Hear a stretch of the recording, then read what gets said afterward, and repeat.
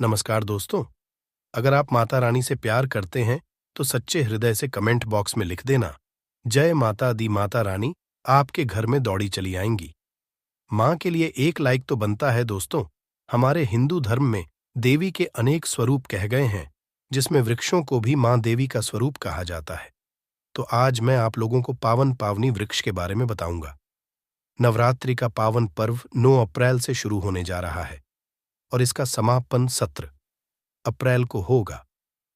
नवरात्रि के पावन पर्व में कुछ ऐसे वृक्ष हैं जो कि देवी वृक्ष कहे गए हैं, जो देव वृक्ष कहे गए हैं। ये देवी के स्वरूप होते हैं और हमारे धर्म में पेड़ पौधों को देवी देवता मान करके हम इनकी पूजा करते हैं और हमें पूजा भी जरूर करनी चाहिए। साइंस भी कहता है पेड़ पौधे हमें फ्री में प्राण वायु प्रदान करते हैं और पेड़ पौधे हमें ऑक्सीजन देते हैं। हमारी जो कार्बन डाइऑक्साइड होती है उसे ग्रहण करके सभी प्रकार के जितने भी नकारात्मक चीजें होती हैं उसे अपने अंदर में स्वयं सोख लेते हैं और हमें ताजगी प्रदान करते हैं। तो पेड़ पौधे स्वयं तेज धूप में तपते हैं लेकिन मनुष्य को शीतल छाया प्रदान करते हैं।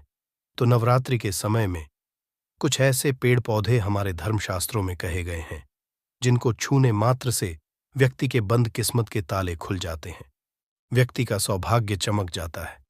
हमारे शास्त्रों में पेड़ पौधों को बहुत ही गुणकारी कहा जाता है।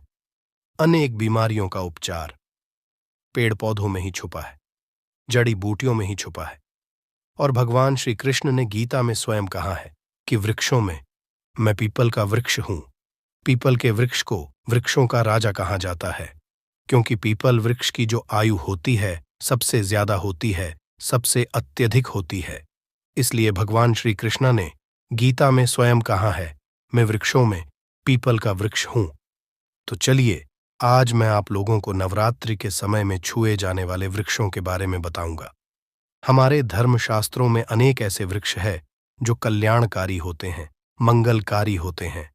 अगर इन वृक्ष को नवरात्रि में आप छू लेते हैं तो आपके सभी प्रकार की जो परेशानी है, सभी प्रकार के कष्ट है, सब समाप्त हो जाते हैं। खास करके नवरात्रि के समय को शक्ति का पर्व जाता है, जो मनुष्य को शक्ति प्रदान करता है, सिद्धि की प्राप्ति होती है। शक्ति पर्व क्यों कहा जाता है? क्योंकि इस समय अचेत जो वस्तु होती है वो भी चेतना युक्त हो जाती है। अर्थात इस समय जो शक्ति हमारे धरती लोक में आ जाती है। नवदुर्गा को क्या बोल सकते हैं हम? शक्ति बोल सकते हैं। तो माता रानी इस धरा पर आती है, इस पृथ्वी लोक पर आती है। तो जितने भी पेड़ पौधे हैं, जीव जंतु है, चल अचल, सभी प्रकार की जो वस्तु है, इन सब में प्राण आ जाते हैं, इन सब में शक्ति निहित हो जाती है, जागृत हो जाती है। तो इस समय कोई भी पेड़ पौधे को जाकर के छूते हैं, खास करके देवी स्वरूप कहे गए जो पेड़ पौधे होते हैं, अगर आप जाकर के इसे छू करके आते हैं तो आपके जीवन की परेशानी, दुख है, तकलीफ है, कष्ट है, रोग है, परेशानी है, कलह है, क्लेश है, जीवन में चल रही बहुत बड़ी समस्या है, सब समस्या समाप्त हो जाती है। आज मैं आप लोगों को 3 पौधों के बारे में बताऊंगा और ये तीनों पौधे से वृक्ष कहे जाते हैं। वीडियो को ध्यान से देखना। अगर आज का वीडियो मिस कर दिया तो फिर सारी जिंदगी आपको पछताना पड़ेगा, क्योंकि अधूरा ज्ञान हमेशा अधूरा ही फल देगा। अधूरा ज्ञान खतरनाक साबित होता है, क्योंकि नवरात्रि एक ऐसा पर्व होता है, एक ऐसा समय होता है, केवल 9 दिनों के भीतर में आपको लंबी पूजा पाठ करने की जरूरत नहीं पड़ती। केवल 9 दिनों के भीतर में ही आप अपनी समस्या को, आप अपनी गरीबी को स्वयं अपनी आंखों से समाप्त होते हुए देख सकते हैं। मैं जिन वृक्षों के बारे में बता रहा हूं, ये सारे वृक्ष आपको अपने घरों के आसपास में बहुत ही आसानी से मिल जाएंगे। वीडियो में आगे बढ़ने से पहले, जानकारी बताने से पहले, अभी तक कमेंट बॉक्स में जय माता दी नहीं लिखा है तो जय माता दी जरूर लिखना। जब आप हमारे कमेंट बॉक्स में जय माता दी लिखते हैं तो हमें भी काफी हर्ष होता है, काफी उल्लास होता है। आप हमारी वीडियो को लाइक करते हैं तो हमारा मनोबल बढ़ता है। तो वीडियो को ध्यान से देखना। कौन से ऐसे 3 वृक्ष हैं जिनको हमें छू करके नवरात्रि के समय में जरूर आना चाहिए? एक खास बात सभी दर्शकों को बताना चाहूंगा, नवरात्रि के समय में जितना ज्यादा हो सके देव वृक्ष की पूजा जरूर करना। देव वृक्ष में कई प्रकार के वृक्ष आते हैं। चलिए मैं आप लोगों को बताना चाहूंगा। कौन से वृक्ष को छूने से हमारी गरीबी मिटती है?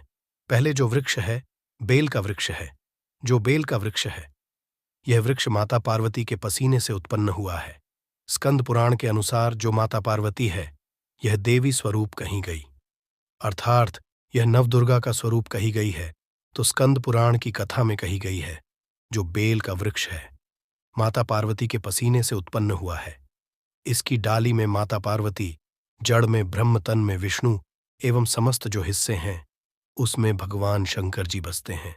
संधि काल में शिव मंदिर के समीप या नवदुर्गा मंदिर के समीप जो बेल का वृक्ष है, इसके नीचे में घी का दीपक जलाने से व्यक्ति धनवान, गुणवान और पराक्रमी बनता है।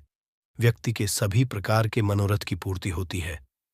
हमारे धर्मशास्त्र यह भी कहते हैं, नवरात्रि के समय में अगर कोई व्यक्ति, जी हाँ, नवरात्रि के समय में अगर कोई भी व्यक्ति बेल के वृक्ष को माता नवदुर्गा का ध्यान करते हुए 7 बार छू करके आ जाता है, तो ऐसे व्यक्ति की तत्काल, अगर उपवास व्रत रखा है, ध्यान से सुनिएगा, जो लोग उपवास व्रत रखते हैं ऐसे व्यक्ति के थकान, सुस्ती तत्काल चली जाती है। अगर कोई भी व्यक्ति नवरात्रि के समय में अगर बैल वृक्ष की जड़ में दूध चढ़ाते हैं तो सभी प्रकार के व्याधि दूर होते हैं। अगर सिंदूर युक्त गंगा जल चढ़ाते हैं तो व्यक्ति की गरीबी मिटती है। अगर तिल चढ़ाते हैं बेल वृक्ष की जड़ में तो सौभाग्य की प्राप्ति होती है। और अगर बेल वृक्ष के तीनों पत्तों में, ध्यान से सुनिएगा, श्रीदेवी कहीं गई, जैसे कि महाकाली, महालक्ष्मी, महासरस्वती, तो अगर बेल के जो तीनों पत्ते हैं महालक्ष्मी, महाकाली, महासरस्वती के स्वरूप कहे गए हैं, तो बेल के अगर तीनों पत्तों में एवं दूसरे पेट में खीरी और तीसरी पेट में क्लीन, तो इस प्रकार बेल के तीनों पत्तों में लिखकर अगर माता दुर्गा को चढ़ाते हैं तो मनोकामना की पूर्ति होती है, कार्य में सफलता मिलती है। कोई लंबे समय से आपकी मनोकामना हो, आप चाहते हैं वह मनोकामना पूर्ण हो जाए, तो ये उपाय अवश्य कर लीजिएगा। मैं दूसरे पौधे के बारे में जो बता रहा हूं वो पौधे भी जान लीजिए। मैं जो दूसरे पौधे के बारे में बता रहा हूं, शमी का वृक्ष है। शमी का वृक्ष स्वयं जगदम्बा का स्वरूप कहा गया है। जो शमी का वृक्ष हूं, यह स्वयं जगदम्बा का स्वरूप है। इस पर स्वयं मां जगदम्बा स्वयं साक्षात विराजमान रहती है। और कोई भी व्यक्ति अगर संध्या काल में, नवरात्रि के समय में इसके नीचे धूप दीप जलाता है, धुआं दिखाता है, तो उनके सभी प्रकार की परेशानी दूर होती है। धर्मशास्त्र कहते हैं, अगर कोई भी व्यक्ति नवरात्रि के पूरे समय में अगर हो सके, तो अगर आप एक दिन भी अगर करना चाहते हैं तो यह उपाय एक दिन भी कर सकते हैं, पंचमी या सप्तमी के दिन कर सकते हैं। तो हमारे धर्मशास्त्र में कहा गया है कि नवरात्रि के समय में लाल चूड़ी अगर कोई भी व्यक्ति मनोकामना बोलते हुए शमी के वृक्ष में बांधे तो उस समय मनोकामना की पूर्ति होती है। लाल चूड़ी अगर कोई भी महिला जाकर के बांधती है तो उन्हें सौभाग्य की प्राप्ति होती है। उनके पति के कभी भी अकाल मृत्यु नहीं होती। इसकी जड़ में सिंदूर डालने से व्यक्ति को आरोग्य की प्राप्ति होती है। जो लोग लंबे समय से बीमार पड़े हैं, ऐसे व्यक्ति के जो घर में रहने वाले सदस्य हैं, वह लोग जो बीमार पड़े हैं, उनके शरीर से 7 बार सिंदूर का उतारा करके, उनके शरीर से 7 बार सिंदूर का उतारा करके शमी के जड़ में डाल सकते हैं, तो उनके रोग जल्दी ठीक हो जाएंगे। जो लोग लंबे समय से बीमार पड़े हैं या फिर आप बीमारी से बचना चाहते हैं, निरोग रहना चाहते हैं, तो इसकी जड़ में सिंदूर जरूर डालें। तो दोस्तों, यह थी आज की हमारी जानकारी। यदि आपको आज की हमारी जानकारी अच्छी लगी हो तो कृपया इस वीडियो को लाइक एवं चैनल को सब्सक्राइब जरूर करें। धन्यवाद। जय श्री कृष्णा। ओम नमः शिवाय। राधे राधे।